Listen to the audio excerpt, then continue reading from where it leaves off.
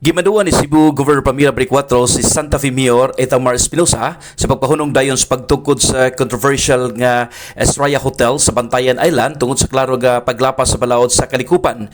Ang direktiba gi-issue pinagi sa usa ka formal nga suwat nga gipitsahan kagahapon adlaw Agosto 18, 2025. Sa mga kamanduan gipahinumduman ni Baricuatro si Espinosa sa posible nga legal nga samputanan kung mapakyas kini sa pagtuman. Gingon pa sa gobernador nga dili na ang dili mga pagsulos mahimo nga maihap nga tinuyo nga pagsupak ubos sa Section 60 sa Republic Act Number 7160 og posible kini nga idorso sa DILG Region 7 alang sa administratibo nga proseso gawas pa sa ubang legal nga lakang.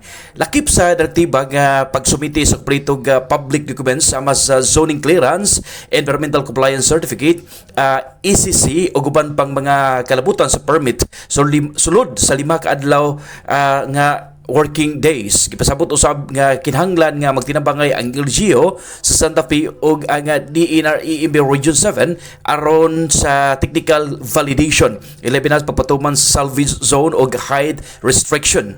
Gitumbok sa gobernador nga ang Estrella Hotel adunay clearance lamang gikan sa Protected Area Management Board alang sa pagtukod sa tulok ana ng building apan nasuta nga ang aktual nga gitukod misaka ngadto sa 11 ka andana nga high building nga klaro nga paglapas sa regulasyon. Kini nga lakang sa probinsya nga pagagama na nagpakita sa determinasyon nga ipatuman ang balaod sa kalikupan og panalipdan ang Bantayan Island gikan sobra nga pagtukod nga mahimong mosampot sa kadaot sa talan-awon og natural nga kahimtang sa isla.